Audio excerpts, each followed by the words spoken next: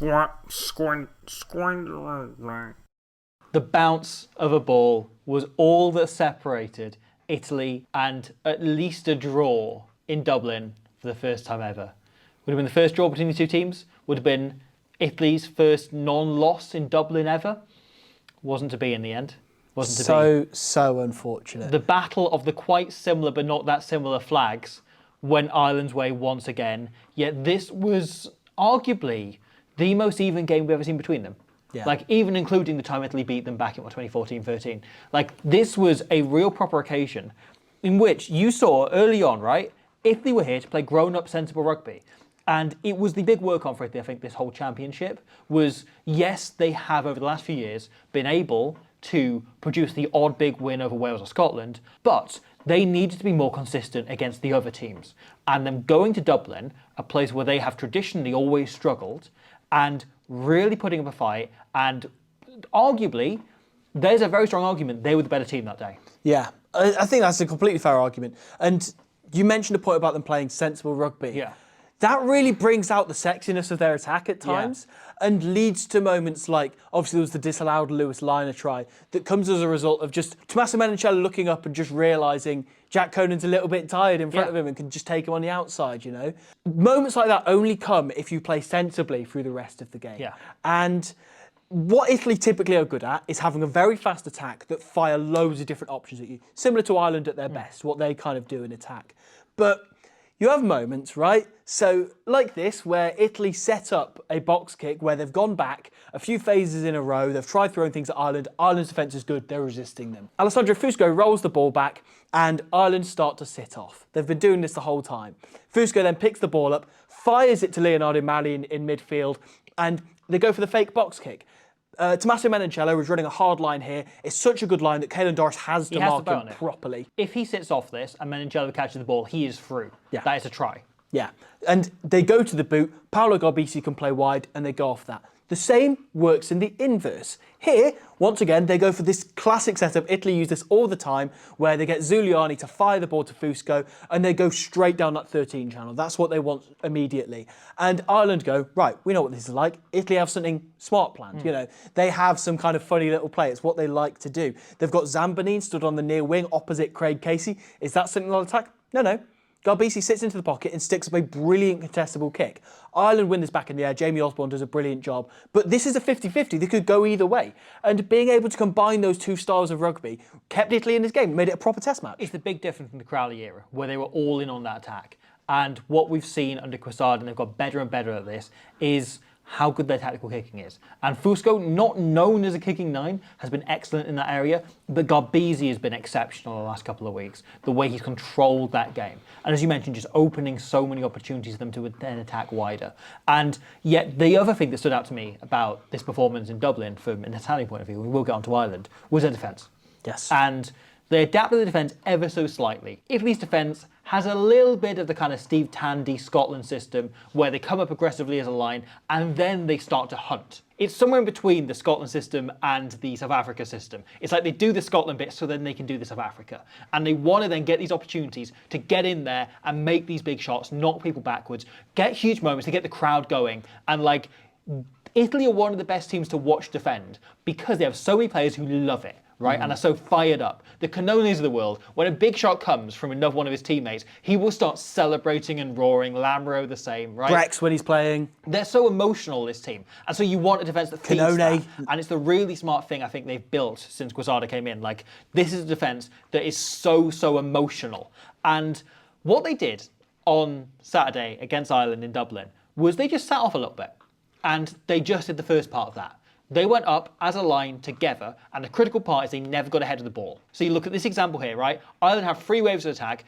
Each time they just push up, and they never work beyond the ball. And it means that as Ireland work wider, Marion here goes in on one decision, works off to the second, and yes, he falls off the tackle, but it's slowed Osborne enough that it means that in a moment, Ioane now has been given the time to come in and do the hunt himself. To do that role, makes a huge aggressive hit, shuts it down. This comes from just standing off, just being kind of conservative until the moment comes right at the end, right? When there's no other option available. and buying time for your teammates, not purely just shooting up yourself. And you look at how many examples did we see of Italy just coming up as a line and remaining connected, and then eventually, when the opportunity came, either the last man would shoot up, which is much more kind of disciplined than we've seen them in the past few weeks, where occasionally you will have one guy would just go, it's my chance now, I'm going to fly up on them. Less of that, just staying back, because they know how Ireland attack, and Ireland want to pick you off one at a time, right?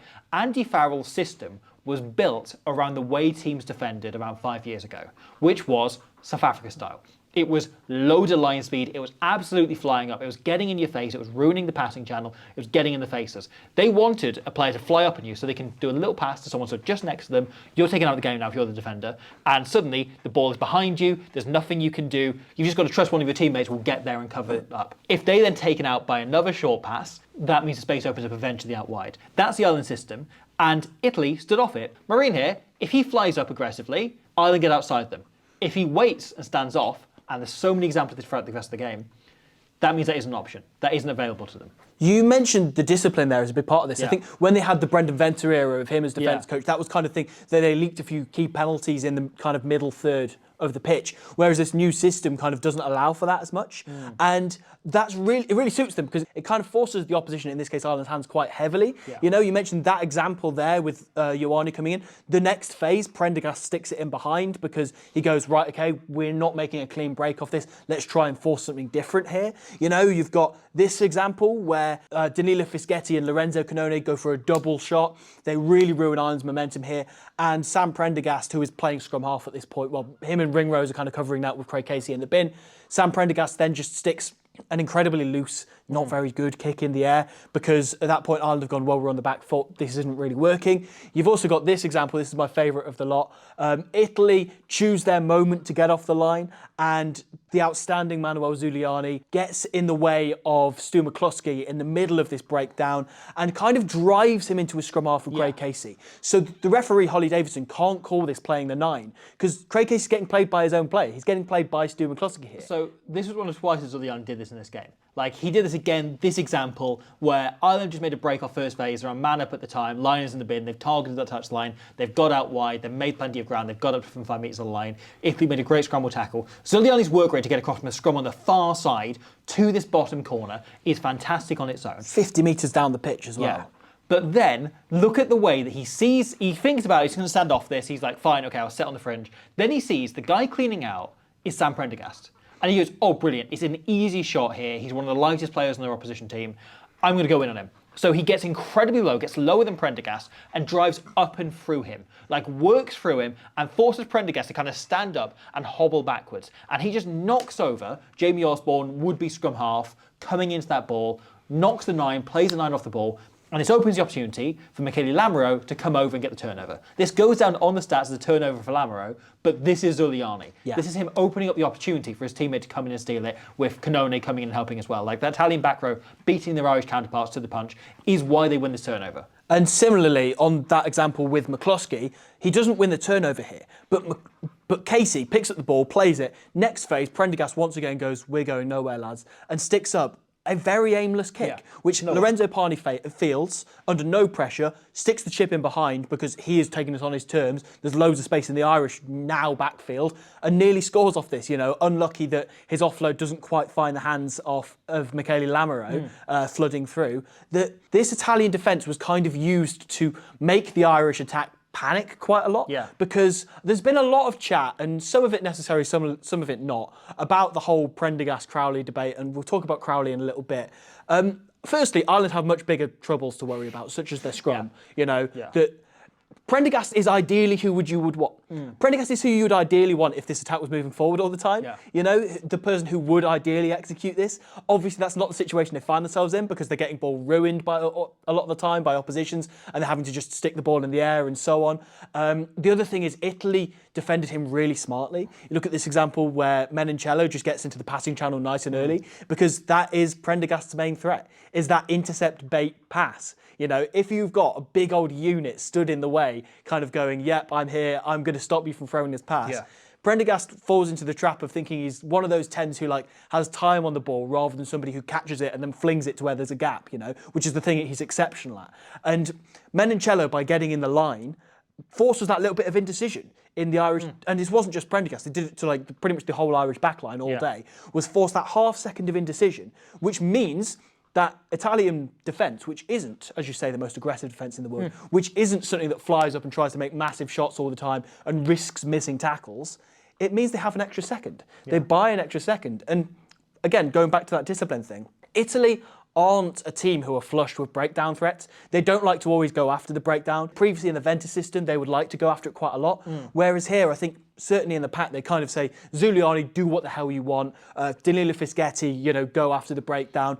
A little bit of a license to Lamero. Yeah, Lamero can if he spots an opportunity, definitely. Other than that, it's pretty much just like, unless it is crystal clear, just leave it, boys. You know, stay on your feet and then come back up and we will pick our moments. Yeah, and everyone is united as a pack, as a group, as a gang almost, you know. It is one cohesive line, it is a very cohesive system. And that floods through that, like, Italy are, I think maybe other than France and England, the most joined up thinking team in the Six Nations, right? In that it very much feels like their attack feeds their defence, feeds their kicking game, feeds their defence, feeds their attack, feeds their kicking game. Like, all three of them work kind of as a triangle of, like, you know, the triangle of fire. You know, you take away any one element and it all falls apart, right? And yet, when you get one of them going, it allows the other aspects of their game to work. And Ireland felt a little bit, I think, like they were a bit more disconnected.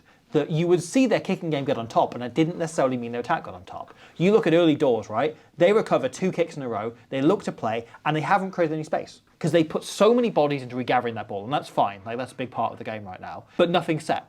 There's nothing here to play off. But instead, they're trying to play off the key playmakers constantly because that's been their philosophy for years, right? It's lots of little short passes, tying these defenders. Instead, Italy can just stand off, and there's no threat whatsoever.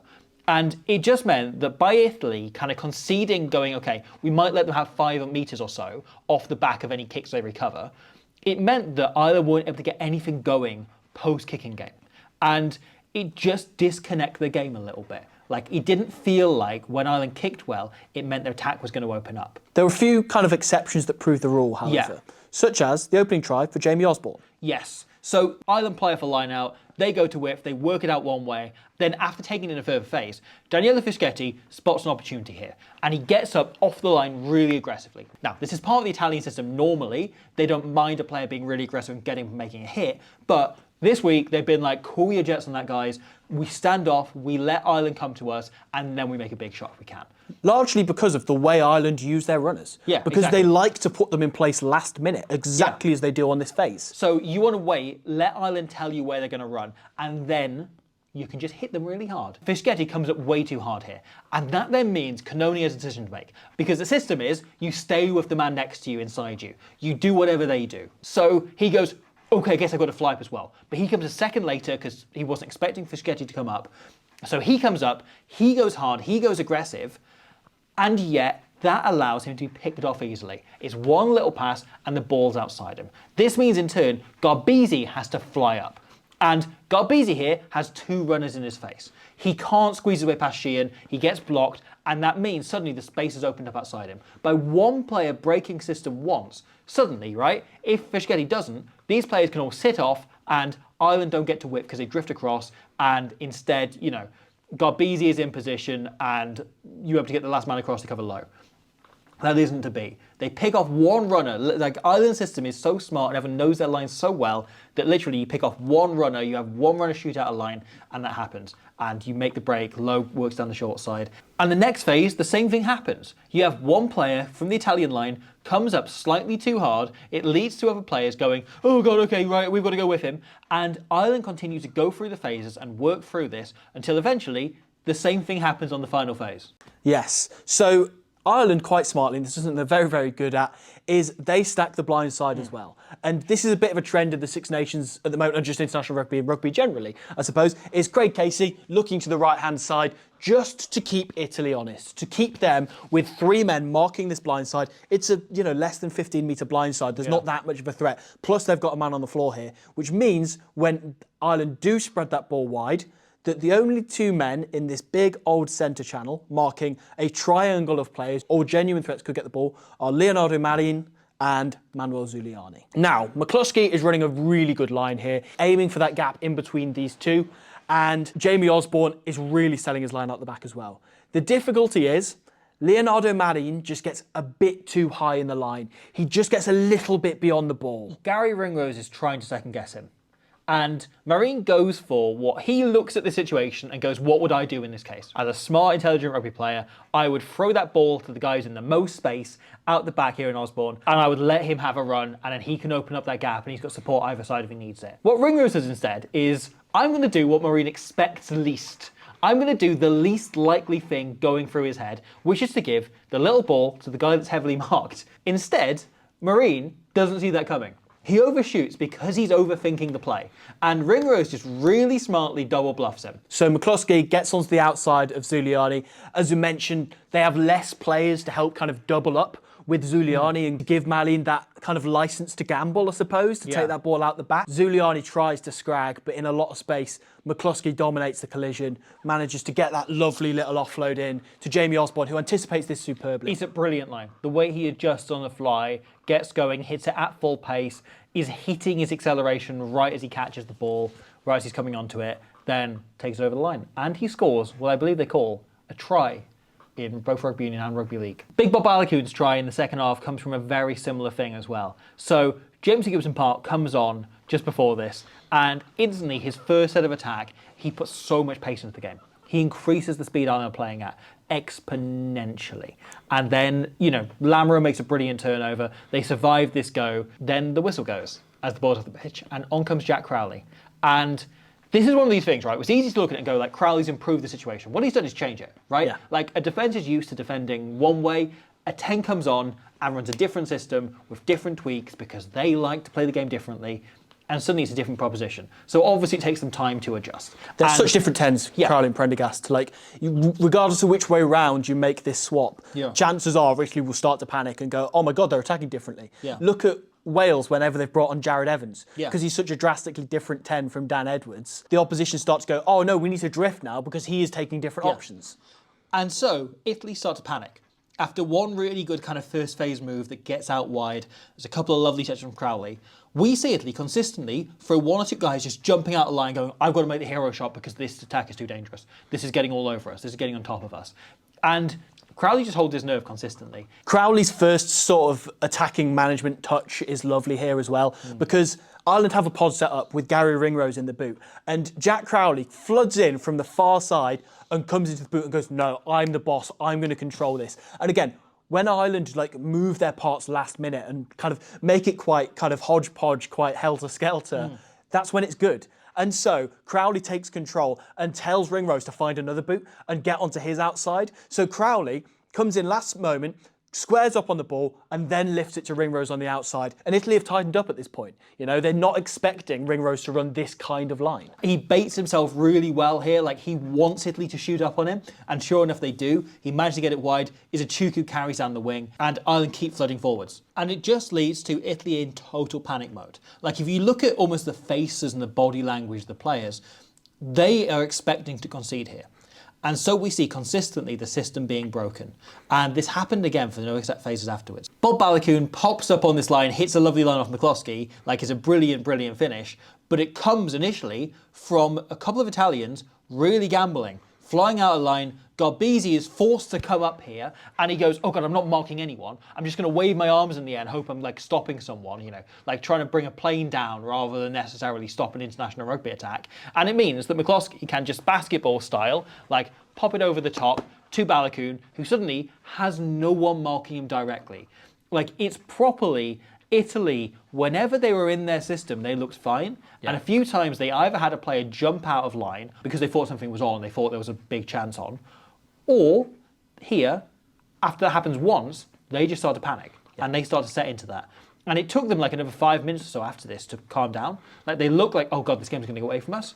And I think this is the big work on for Italy from this game is just stick to your system. Just trust the process. It's a double-edged sword for Jack Crowley because he's clearly benefited from watching the game for 60 minutes and going, this is how they're currently defending. Here's how I can change it. It's absolutely outstanding. It's brilliant. This is absolute. People will look at this and go, Crowley should start at 10. And fine, have that maybe you're right. Have that discussion another time. what I see from this is Crowley's an unbelievable number 22 in international rugby. Yeah. That, like, Which might also mean he's a great number 10. Yeah, of course. But like you want your replacement 10 to be able to come on and change the picture, to look at what's going on and go, okay, this isn't working for us, this is working for them, how can I change that? And that is a bit more width on the ball, bit more pace, and using himself as bait. Using himself as the guy where he wants to be obvious, right? Like, Prendergast is coming in, he's either first receiver, so it's fairly clear whatever he's doing, or he's popping up and kind of hiding himself in the backfield. He's hiding himself behind those pods in the boot. Crowley wanted to be obvious. He was trying to make a big song and dance, and he wanted Lee to target him, because that meant that they could pull off and pick off defenders individually, at which point, that was when Ireland's attack all game long looked most dangerous. And that was kind of the big difference, was that Irish bench, you know, like Ronan Kelleher came on, was exceptional. I think his escort on this Prendergast spiral bomb that he puts up, that Lewis Lyon doesn't go up for, him and Tadhg both chase this, and Ronan Kelleher reads that Lamoureux's potentially going to go for a bit of a panicked slap back, gets the intercept, potentially a game-turning moment because it gets Ireland on that front foot. I also add as well, like, obviously we've talked a little bit about Stu McCluskey throwing that basketball-style pass, the American football rather style pass to Bob Balakoon. Like, he was exceptional. Stu McCluskey, he was the best player on the pitch, probably for Ireland at least. I suppose the best player on the pitch overall would have been Simone Ferrari, you know, getting that Italian... Andrea Zambonin as well, I feel, was outstanding for Italy. But isn't getting anything like the quality he deserves for 2 weeks. Like, he's been unbelievable for 2 weeks in a row. There's quite a few stand-up performances from Italy. You know, we mentioned Zuliani. But there is one real problem area for them, which is their execution in the 22. Yeah. And they lost an easy line-out down there. They screwed up a few chances. They had this one towards the end of the game where they made some good yards initially to get in that position, and then once they're going nowhere, Italy have no plan B, right? And this will happen against any decent opposition. They will get on top defensively, and you'll kind of be making and losing the same 5 metres over and over again. And when this happened, either it's England style, you take a drop goal, you just keep the scoreboard ticking over. Maybe it's you try a little grubber through, whatever. In the end, Garbisi, after a lot of this, just goes, okay, I'm just going to hang it in the air. But like, if you're going to do this, hang it on the try line, right? So like any tap back puts Ireland under more danger. Instead, it just sort of feels like we're trying to reboot here rather than we have a plan. And I think there's that. There's a couple of like Ferrari knocked one on in the first half when they got a really good move going forward, you know, using Canone, who's the line-out jumper here. They then hit it down to Menoncello, who runs a great line over the game line. Then they flash it back to the jumper in Canone down that short side. Really smart, really like that move. Then a moment later, Ferrari knocks it on. And Italy need to tighten up in the 22. Like, I think a lot of it is just tiny detail things. It's dragging players into the rucks. It's making sure you're holding people on the ground. It's having players overrun the ball a little bit so they can nudge people and knock them off. And like, they're very good at that last one. But once they get into 22, they play more off 9 than they do off 10. Yeah. And suddenly, players aren't doing that. You're not engaging them in the same way as you are when you're playing off 10. And you're having those little like nudging lines. That's the difficulty, because we've talked about, for as much as Wales aren't very good, the one thing they're very good at is in the 22, when they play off 9, everyone flattens up and everyone becomes an option. Now, Italy don't have that as an option. They don't have Thomas Williams at 9. They've got a very different type of scrum half. But the thing is, when they're further out from 22, Italy basically play exactly like this, but off 10 instead, where they will flood everyone running like really straight lines, but in different pockets of gaps, all off 10. And they've played like that for like a year or two at this point. And the thing is, in the 22, you can't really do that because everyone just like flies off the line all the time because no one's got anything to lose at that point. And they've got 15 players in the line. Yeah. Right? You've got no one in the backfield, you've got no one dropping back, you've got no one really watching for the chip, or one player at most looking for the chip. Like, you know the options are less as you can afford to fly it more aggressively. So, as you say, like, the question is, like, how do you go about that? And it probably is, as you mentioned, like, take people out the game. You know, try and flood through. Try and give your 9 more options where if you do, you know, because they are better off playing at 9 because the way that they work, as I say, like, it's just inviting people to come for interceptions and to nail guard BC, and it all becomes a little bit more lethargic and predictable. So I think that's a really interesting thing in terms of, like, an area of focus in the 22. I do want to look at 2 of the potentially match-winning moments. So one of them, in the form of the chip kick that we started this video talking about. So this is a lovely decision by Paolo Garbisi because he doesn't just turn to his centres and go, I'm going to do a chip kick here, lads, because there's loads of space. He instead uses that to build on top of whatever move this is that they've called here, that they've clearly called, whatever this is, where David Odiase, who came on, was brilliant, carried absolutely everything.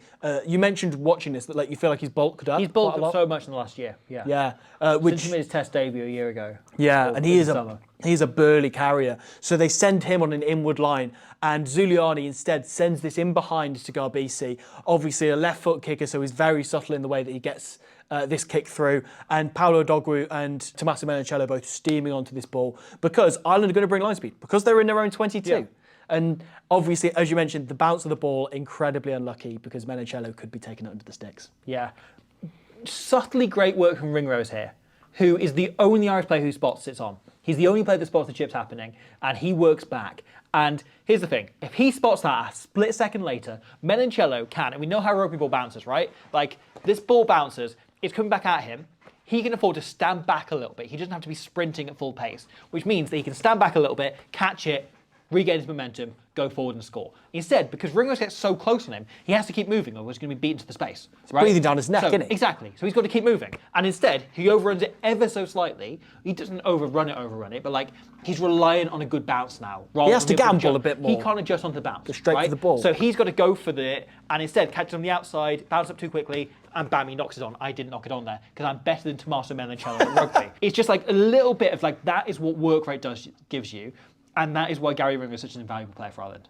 One more chance to win the game. So Italy here have the last line out. They throw it to the tail and they run a move around, and it's quite a clever move, getting Paolo Dogwu, who is an incredible strike runner, really powerful guy. He's one of those guys who, if you looked at him and you didn't know what kind of player he was, you could equally think he's a number 8 or he's a fullback, you know, because he is like an incredibly athletic dude. But they look to take him from the line-out to get him into a boot, into a carry here. Your thoughts on that execution, that call, that move? They're too close together. It's not necessarily a bad move, and it's not necessarily badly executed. But once one tackler doesn't make the first tackle, they then can just move forward onto a Dogwu. You're not actually drawing anyone in there. And I think it's, again, these tiny bits of details, right? You just need to be doing more to tie in the defenders and make sure that a Dogwu is able to wriggle through a gap. Just all he wants is a weak shoulder to run onto, right? But instead, the defence are coming in the same as it would have been if it was the first carrier. The other thing about this is, obviously, they chose to do this instead of going for a maul when their pack has been so dominant. And it's not just their pack, like, when you look at Nicotera's... I realise now that's the question you're asking me. Yeah. Should they mauled it? Yes, I do. I do think they should have mauled it when they scored a maul early in that game. That's it, Nicotera's try early in the game. And their scrums going forward so feverishly. And also, like, you look at the last few weeks, you look at this with both Zebre and Benetton, but, like, Italy's backs are good at them all. Yeah. Like, they've been training... Leonardo Marin, here, like, manipulating Jeremy Loughman in the side of this maul to allow that space for him to flop over. Yeah. Like, they are well drilled in this area, and you mentioned that they're inaccurate. In going for a move like that and then banking on phase play after that, are they just inviting an opportunity to lose the ball? Yeah, it's a good question. And then ultimately, the very last chance, Ioane overplays this a little bit. If Ioane does this first bit, first touch, great, fine, gets on the outside. If Ioane just straightens up here and draws and gives, either Menoncello hits this hole extremely hard and goes through and then has support inside and outside to pass to, or Menoncello draws in one, gives the pass, they get up to 5 metres out from the line. And that's a different situation to being 20 metres out and banging away. I was trying to work out what I was saying there. Instead, James Lowe picks off the pass, and some commentators hilariously thought he might go the whole way, despite him being literally James Lowe. But the other option as well as everything you just said is Ioane could just hold onto the ball and go himself. Yeah, that's the other option. Because he is a big, powerful guy. And he makes 10 metres. Yeah, right? He makes 10 metres. Menoncello potentially goes all the way. Or you've got, the outside man is making it up to the 5 metre line. As it is, James Lowe makes 40 metres. That's it. Like, James Lowe obviously couldn't believe his luck, and I'm very aware that hindsight is brilliant to look at that James Lowe intercept and say, Monty Ioane shouldn't have passed that. Yeah. Like, obviously. But, yeah. The other thing, and I'll just quickly get this out the way, right? A lot of people piling into Jack Crowley for kicking that ball dead at the end. I kind of don't really see why this is a big deal. I get because they were going for the bonus point, but also, if they turn that ball over through any means other than intercept, turn around and kick the ball out, everyone would have gone, oh, phew, we've survived it. Italy didn't get a draw against us. Really well, I just think it's a bizarre one. That, and of course Jack Crowley made an error. People do in international rugby. Ultimately, I thought this was a bizarre one. I thought this was the best game of the championship so far. Yes. I really enjoyed this. I thought Italy were excellent. Proper test I rugby, thought innit? Ireland pulled back, being quite silly in places in the first half, to then become more serious and go like, oh shit, no, we're in a proper game here. We've got to play this seriously.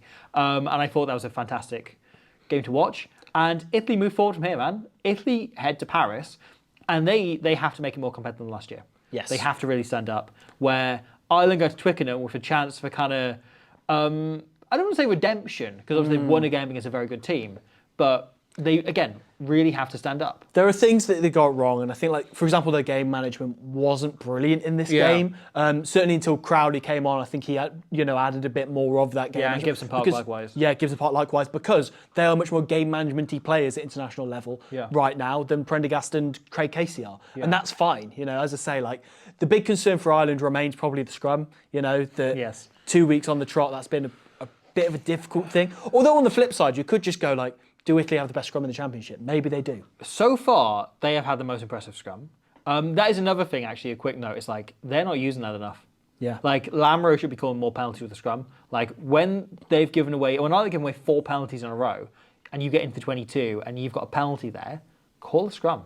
Like, what would South Africa do? Like, have it written on you, like, what would Razzie do? Like, and Razzie would go, we attack their props with machetes until they break. Yeah. I do and want they to see did that against more. Ireland, and they won that game quite comfortably. Yeah. Well, it's an exciting position for Italy to be in. It is. It's good for Ireland that they can come through feeling like it was an unfinished project, and yet they've won. They've got the points out of it.